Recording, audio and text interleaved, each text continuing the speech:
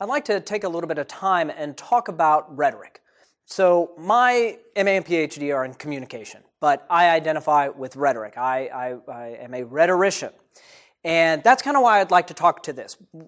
Not to just correct some false impressions, though that's a good thing, but because the way in which we're going to study public speaking in this class is going to be from the rhetorical tradition. And I want to take some time just to make sure that we're all on the same page, that I've clarified definitions, that I've talked to how this is going to shape our time together.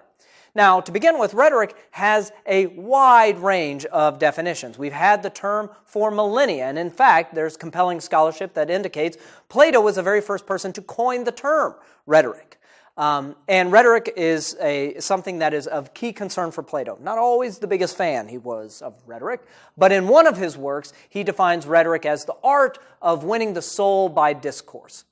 Now, his student Aristotle would define rhetoric as the faculty of discovering in any particular case the available means of persuasion. So here it's sort of an ability to see all the possible paths one might take in crafting a speech or crafting an act of persuasion. Quintilian, a Roman rhetorician, defined rhetoric as that thing that happens, this event that occurs when the good person speaks well. There's this nobility to it. That nobility is very much absent in John Locke's definition of rhetoric, one of the definitions of rhetoric, as a powerful instrument of error and deceit. Now, a more recent definition of rhetoric comes from a modern rhetorician. By modern, I mean alive. Gerard Hauser, who says, rhetoric is communication that attempts to coordinate social action. Its goal is to influence human choices on specific matters that require immediate attention. So it's about being able to draw things together, really with an eye towards decision-making, influence. So in some ways I'm going to duck this issue. I'm not going to define rhetoric, or at the very least what I'm going to say is the rhetorical tradition helps us in our study of the art of public speaking. And I choose the term art here very deliberately. There are certainly, lots of social scientific work that's gone into studying public speaking, but as a performance skill, I want to look at this as an art. And in that way, again, borrowing from the rhetorical tradition, we can study an art through instruction, imitation, and practice. And each one of these is different, but very important. So in terms of instruction, we'll study principles of argumentation, arrangement, style. There's no need for you to reinvent the wheel here. There has been so much research, scholarship, thinking on effective public speaking. That's kind of the space for this class, to be able to share a lot of that, the history of public speaking as well as the history of the research on public speaking. So there's a space for instruction. But then we also want to look at imitation. And in any sort of skill, and certainly in public speaking, we benefit by identifying and imitating some of the best practices of skilled speakers. And I'm not talking about stealing or plagiarizing here. So it's not like taking a line and claiming it as your own.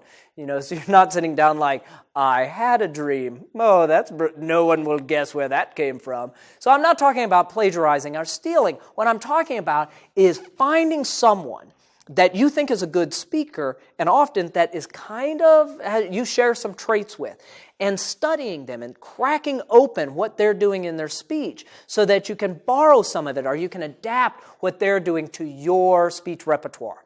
So really finding good models of imitation, I think, is key to good speaking.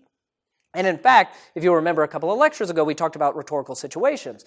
This is a really good way of sort of adapting to that. Since rhetorical situations demand so many varied responses to different genres, I want to find different models that have done that, or models close to me that I can look at and study. So instruction, imitation, and of course practice. This is the most obvious leg of public speaking study. You have to put in the practice. That stands to reason. You can go get all the instruction on public speaking you want, but you need to be able to adapt that, internalize those ideas, and develop your personal style that's really going to help you do well in those speaking situations. And the nice thing about practice is, of course, with public speaking, you can do it almost anywhere. In many ways, this is the benefit of doing an online class in public speaking. I'm going to often ask you in these lectures to practice something right where you're sitting. And so if you're really nervous about public speaking, as many are, will talk to fear of public speaking. But if you're nervous, this gives you the opportunity to practice with no one else around. And hopefully, in getting that practice in, you can build up that confidence so you can go in front of a live audience and do even better.